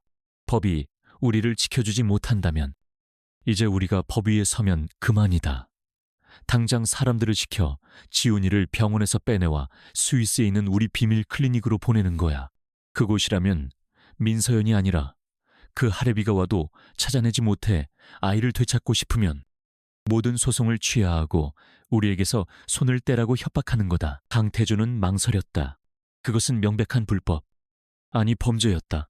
하지만 무너진 왕좌를 되찾을 수 있다는 희망, 민서연에게 복수할 수 있다는 유혹이 그의 남은 이성을 마비시켰다. 박 회장은 멈추지 않고 두 번째 계획을 내뱉었다.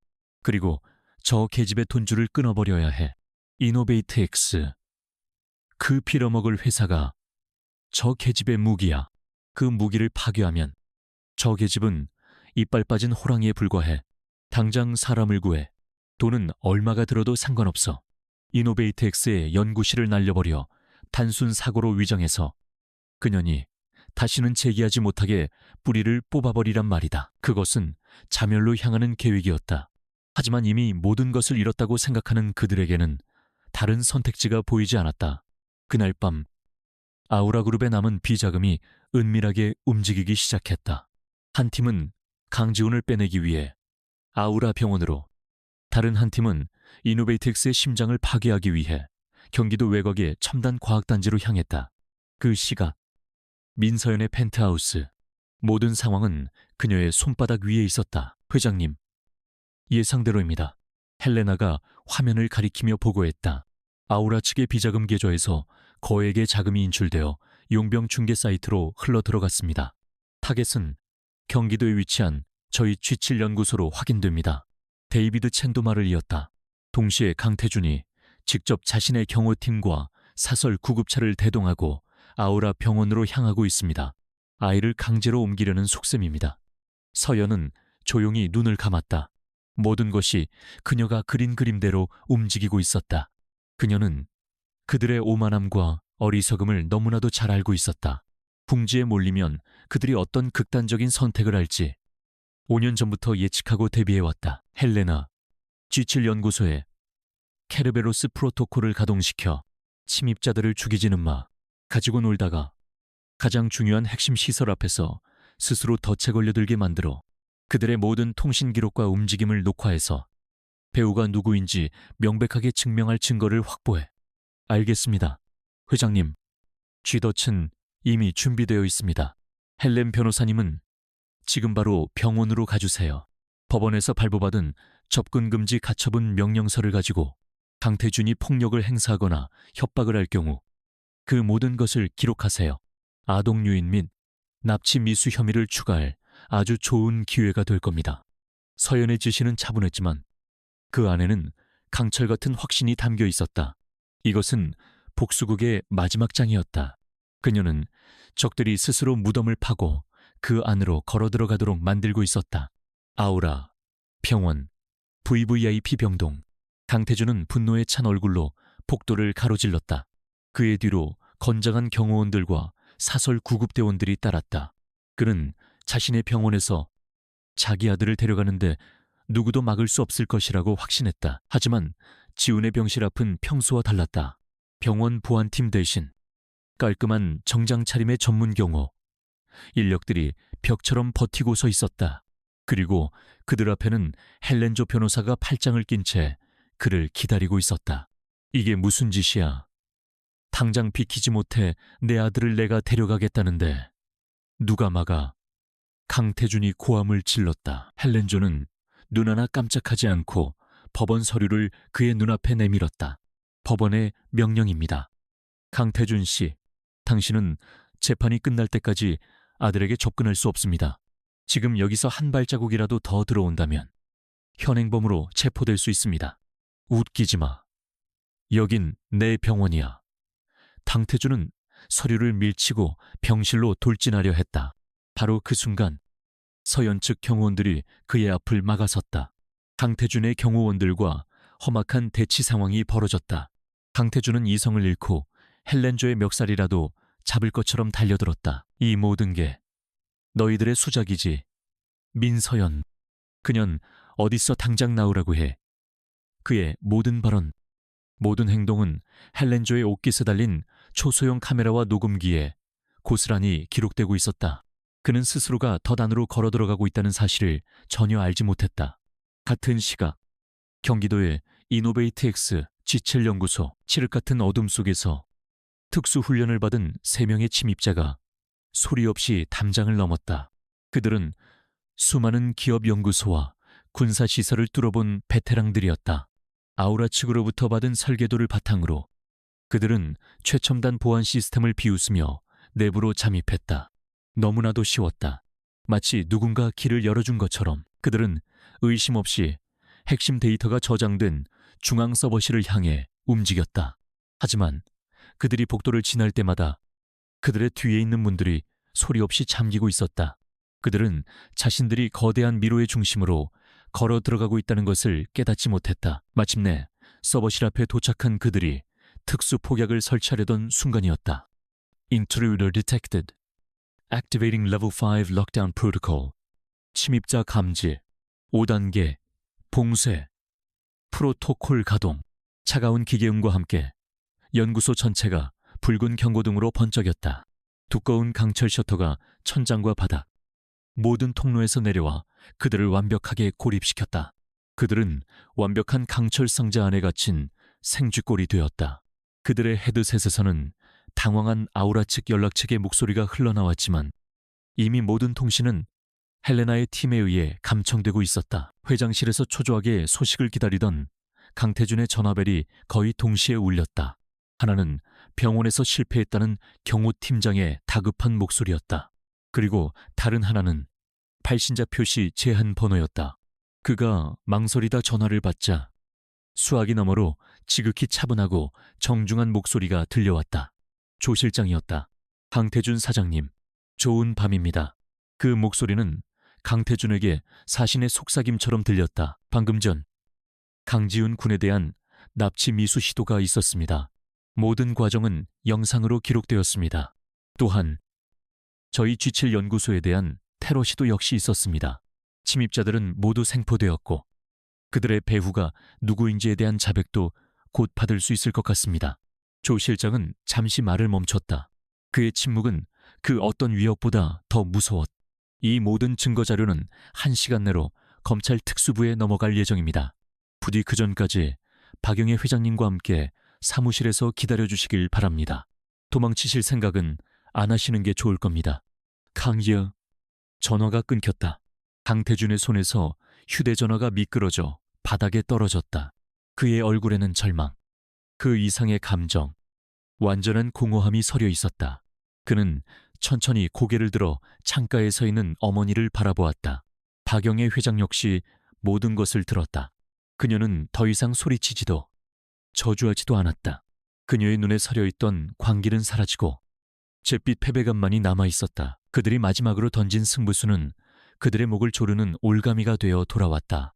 그들의 모든 발악은 민서연의 거대한 계획 안에서 한치의 오차도 없이 예측된 움직임일 뿐이었다. 화려한 야경이 내려다보이는 초고층 빌딩의 호화로운 회장실. 이제 그곳은 그들에게 세상에서 가장 거대한 감옥이 되어버렸다. 다음 날 새벽, 동이 트기도 전에 푸른 어둠 속에서 서울중앙지검 특수부 소속 검사와 수사관들을 태운 검은색 세단들이 소리 없이 아우라그룹 본사 건물을 포위했다. 그들의 움직임은 한치의 오차도 없는 군사작전을 방불케 했다. 강태준과 박영애 회장은 텅 빈 회장실 소파에 앉아 밤을 꼬박 새웠다. 그들은 도망치지 않았다. 도망칠 곳도 도망칠 기력도 남아있지 않았다. 한때 세상을 호령하던 그들의 어깨는 무겁게 내려앉아 있었고 눈은 퀭하게 죽어 있었다. 육중한 유리문이 열리고 검사와 수사관들이 들이닥쳤다. 영장을 내보이는 수사관의 목소리는 아무런 감정도 실려 있지 않았다. 특정경제 범죄, 가중처벌 등에 관한 법률 위반, 업무상 횡령 및 배임, 증거인멸 교사, 아동복지법 위반 혐의로 강태준 씨와 박영애 씨를 체포합니다. 두 분은 변호사를 선임할 수 있으며 묵비권을 행사할 수 있습니다. 수갑이 채워지는 차가운 금속성 소리. 그 소리가 들리는 순간 강태준은 모든 것을 체념한 듯 조용히 눈을 감았다. 하지만 박영애 회장은 마지막 남은 자존심으로 발악했다. 이게 무슨 짓이냐? 내가 누군 줄 알고 감히 내 변호사, 당장 내 변호사를 불러. 하지만 그녀의 고함은 텅 빈 복도에 공허하게 울릴 뿐이었다. 한때 그녀의 말 한마디에 벌벌 떨던 임직원들은 이제 겁에 질린 채 멀찍이 서 수군거리기만 했다. 그들이 평생 쌓아 올린 권력이라는 신기루가 걷히자 남은 것은 법의 심판대 앞에 선 초라한 범죄자일 뿐이었다. 수갑을 찬 채 수사관들에게 끌려나가는 그들의 모습은 출근하던 직원들과 기자들의 카메라에 고스란히 담겼다. 아우라, 제국의 황제와 여제가 한순간에 나락으로 떨어지는 역사적인 순간이었다. 같은 시각 해외 도피를 준비하던 강민영 역시 공항에서 긴급 체포되었다. 민서연이 쳐놓은 거대한 그물에 악인들은 단 한 명도 빠져나가지 못하고 모두 걸려들었다. 같은 시각 아우라 병원의 VVIP 병실. 바깥 세상의 혼란과는 완벽하게 단절된 이 공간에는 고요한 희망의 공기가 감돌고 있었다. 민서연은 뜬 눈으로 밤을 새우며 아들의 곁을 지켰다. 이른 아침 이블린 리드 박사가 이끄는 이노베이트엑스의 다국적 의료팀이 최종 준비를 마치고 병실로 들어왔다. 그들의 손에는 이노베이트엑스 지질연구소에서 긴급 공수해온 작은 바이알이 들려 있었다. 지훈이의 유전자 정보에 맞춰 설계된 세상에 단 하나뿐인 맞춤형 유전자 치료제였다.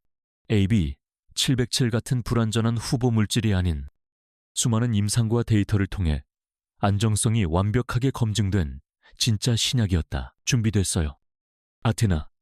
이블린 박사가 서연의 어깨를 가볍게 두드리며 말했다. 아테나는 그녀가 부르는 서연의 또 다른 이름이었다. 이제 기적을 시작할 시간이에요. 서연은 조용히 고개를 끄덕였다. 그녀는 의사가 아니었지만 그 누구보다 이 치료제의 원리를 깊이 이해하고 있었다. 아들의 병이 발견된 직후부터 그녀는 잠자는 시간을 쪼개가며 직접 이 프로젝트를 지휘하고 감독했다. 이것은 그녀의 지식과 기술, 그리고 아들을 향한 절박한 사랑이 만들어낸 결정체였다. 치료제가 지훈이의 작은 혈관을 통해 천천히 주입되기 시작했다. 모니터 위에서 불안정하게 오가던 아이의 바이탈 사인 그래프가 조금씩, 아주 조금씩 안정을 찾아가기 시작했다. 의료진은 숨을 죽인 채 모니터에서 눈을 떼지 못했다. 1분 1초가 살얼음판 같았다. 서윤은 기도하지 않았다. 대신 그녀는 아들의 손을 꼭 잡고 나지막이 속삭였다. 마치 잠든 아이에게 동화책을 읽어주듯이 지훈아, 엄마야, 괜찮아. 이제 다 괜찮을 거야. 나쁜 꿈은 이제 끝났어. 이제 우리 아들은 아프지 않고, 슬프지 않고, 무섭지 않아도 돼. 엄마가 옆에서 전부 막아줄게. 그러니까 이제 힘을 내서 일어나야 해. 응, 그녀의 목소리가 기적을 만든 것일까? 아니면 최첨단 기술이 마법을 부린 것일까? 몇 시간이 흘렀을까?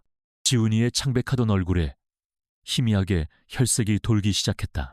불규칙하던 심장 박동이 정상 범위로 돌아왔고 산소 포화도 수치도 꾸준히 상승했다. 믿을 수가 없군. 의료팀 중 한 명이 나직하게 탄성을 내뱉었다. 이블린 박사는 잠시 모니터와 아이의 얼굴을 번갈아 보더니 이내 환한 미소를 지으며 서연을 돌아보았다. 성공이에요. 아테나, 위험한 고비는 넘겼어요. 물론 앞으로 꾸준한 치료와 관리가 필요하겠지만 아이는 이제 살 수 있어요. 그 말을 듣는 순간 지난 5년간 강철처럼 버텨왔던 서연의 감정선이 마침내 무너져 내렸다. 그녀는 아들의 침대 곁에 조용히 주저앉아 소리 없이 눈물을 흘렸다. 복수심도 분노도 아니었다. 오직 안도와 감사, 그리고 아들에 대한 미안함과 사랑이 뒤섞인 뜨거운 눈물이었다. 그녀가 흘리는 눈물방울은 지독했던 전쟁의 끝을 알리는 종소리 같았다. 악인들은 법의 심판대 위에서 죗값을 치르게 되었다. 그녀의 명예는 온 세상에 증명되었다. 그리고 그녀의 목숨보다 소중한 아들은 이제 죽음의 문턱에서 돌아와 새로운 삶을 시작할 기회를 얻었다. 서연은 흐르는 눈물을 닦고 잠든 아들의 이마에 부드럽게 입을 맞추었다. 햇살이 창문을 통해 들어와 모자의 모습을 따스하게 비추고 있었다. 전쟁은 끝났다. 회의실이나 법정이 아닌 바로 이 작은 병실에서 그녀는 아들의 생명을 구해냄으로써 가장 완벽하고 위대한 승리를 거두었다. 몇 달 후 서울에는 지독했던 겨울이 가고 따스한 봄의 기운이 완연했다. 그 사이 세상은 많이 변해 있었다. 아우라 그룹의 신화는 막을 내렸다. 주주총회에서 모든 비리가 폭로된 후 검찰의 대대적인 수사가 이어졌다. 강태중과 박영애 회장은 수천억 원대의 횡령 및 배임, 증거인멸, 아동납치 미수, 살인미수, 교사 등 10여 개가 넘는 혐의로 기소되어 법정 최고형에 가까운 중형을 선고받고 차가운 감옥에 수감되었다. 평생을 군림해온 그들의 왕국은 한 줌의 재가 되어 사라졌다. 강민영 역시 해외 도피 자금까지 모두 추적당해 무기징역에 가까운 형을 선고받고 법의 심판을 받았다. 거함 아우라 그룹은 전문 경영인 체제로 전환되었지만 이미 썩을 대로 썩은 내부 구조와 무너진 신뢰를 회복하지 못하고 결국 계열사별로 분할 매각되는 해체 수순을 밟게 되었다. 세상은 민서연, 즉 아테나가 아우라 그룹을 통째로 집어삼킬 것이라 예상했지만 그녀는 그룹 경영권에 조금의 관심도 보이지 않았다. 그녀는 아우라 그룹의 주식을 모두 공익재단에 기부하여 아우라의 불법 임상시험으로 피해를 본 환자들을 돕는 기금으로 사용하도록 했다. 그녀의 전쟁은 복수나 탐욕을 위한 것이 아니었음이 그녀의 마지막 행동으로 온 세상에 증명되었다. 그녀가 원했던 것은 오직 정의의 실현과 아들의 생명, 단 두 가지뿐이었다. 그리고 지금 서울의 봄 햇살이 가득 들어오는 병실, 그녀는 그 모든 것을 얻었다. 엄마, 이것 봐. 내가 그린 우리 집이야. 작은 침대 위에서. 이제는 제법 혈색이 도는 건강한 얼굴의 지훈이가 스케치북을 들어보였다. 그림 속에는 파란 지붕을 가진 예쁜 집과 그 앞에서 손을 잡고 환하게 웃고 있는 엄마와 아이의 모습이 그려져 있었다. 5년 전 서연이 간직했던 그림 속의 엄마처럼 지훈이가 그린 그림 속 엄마도 세상에서 가장 행복한 미소를 짓고 있었다. 와, 정말 멋지다. 우리 지훈이 그림 실력이 정말 많이 늘었네. 서연은 아들의 머리를 부드럽게 쓰다듬으며 활짝 웃었다. 그녀의 얼굴에서는 더 이상 얼음장 같은 냉철함이나 아테나의 날카로운 카리스마를 찾아볼 수 없었다. 오직 아들을 바라보는 어머니의 따뜻하고 부드러운 사랑만이 가득했다. 그녀는 더 이상 CEO의 파워수트가 아닌 편안한 니트와 스커트 차림이었다. 지훈이는 이제 혼자서 침대에 앉아 그림을 그릴 수 있을 정도로 회복되었다. 이노베이트 X의 맞춤형 치료는 기적과 같은 효과를 보였다. 골수 기능은 정상 수치를 회복했고 아이는 하루가 다르게 생기를 되찾아갔다. 길고 어두웠던 터널의 끝이 보이고 있었다. 엄마, 우리 이제 어디로 가요? 이 집으로 가는 거야. 지훈이가 초롱초롱한 눈으로 물었다. 아이의 기억 속 집은 차갑고 무서웠던 강씨 가문의 대저택뿐이었다. 서연은 아들을 가만히 끌어안았다. 작은 몸에서 느껴지는 온기가 그녀의 심장을 가득 채웠다. 응, 우리 지훈이를 위해 엄마가 아주 예쁜 집을 준비했어. 커다란 정원도 있고 지훈이가 좋아하는 강아지도 키울 수 있는 곳이야. 더 이상 아픈 주사도 없고 무서운 할머니도 없고 험한 내는 아빠도 없는 곳. 오직 엄마랑 지훈이 둘만 행복하게 사는 곳. 그녀의 말에 지훈이는 환하게 웃으며 엄마의 품에 더 깊이 파고들었다. 아이에게는 그 약속이 세상 그 무엇보다 큰 위로이자 희망이었다. 서연은 아들을 안은 채 천천히 창가로 시선을 돌렸다. 유리창 너머로 서울의 풍경이 파노라마처럼 펼쳐져 있었다. 한때 증오와 복수의 대상이었던 도시. 저 도시의 가장 높은 곳에서 자신을 내려다보던 오만한 자들은 이제 모두 사라졌다. 아우라 그룹의 본사 건물은 이제 다른 빌딩들 사이에서 초라하게 빛을 잃어가고 있었다. 그녀는 도시를 정복하지 않았다. 그녀는 그저 자신의 작은 세상을 되찾았을 뿐이다. 5년 전 모든 것을 잃고 빗속에 내던져졌던 밤, 그녀는 죽음의 문턱에서 스스로에게 약속했다. 반드시 살아남아 내 아이를 되찾겠다고. 나를 짓밟은 자들에게 그들이 행한 모든 것을 되돌려주겠다고. 그 약속을 지키기 위해 그녀는 민서연이라는 이름을 지우고 아테나라는 갑옷을 입었다. 잠자는 시간까지 아껴가며 공부하고 싸우고 정상의 자리에 올랐다. 그리고 마침내 그녀는 그 길고 외로웠던 전쟁에서 승리했다. 이제는 그 무거운 갑옷을 벗을 시간이었다. 사랑해, 우리 아들. 서연은 아들의 귓가에 속삭였다. 이제부터는 매일매일이 행복할 거야. 엄마가 약속할게. 그것은 아들에게 하는 약속인 동시에 과거의 상처투성이었던 자기 자신에게 건네는 가장 따뜻한 위로였다. 봄 햇살이 모자의 모습을 황금빛으로 물들이고 있었다. 더 이상 폭풍우는 없었다. 길고 지독했던 밤이 지나고 마침내 그녀의 인생에 새로운 아침이 밝아오고 있었다. 복수의 여신 아테나는 이제 역사 속으로 사라졌. 그 자리에는 한 아이의 손을 꼭 잡고 미래를 향해 걸어가는 어머니 민서연만이 남아 있었다. 그녀의 진짜 인생은 지금부터 시작이었다.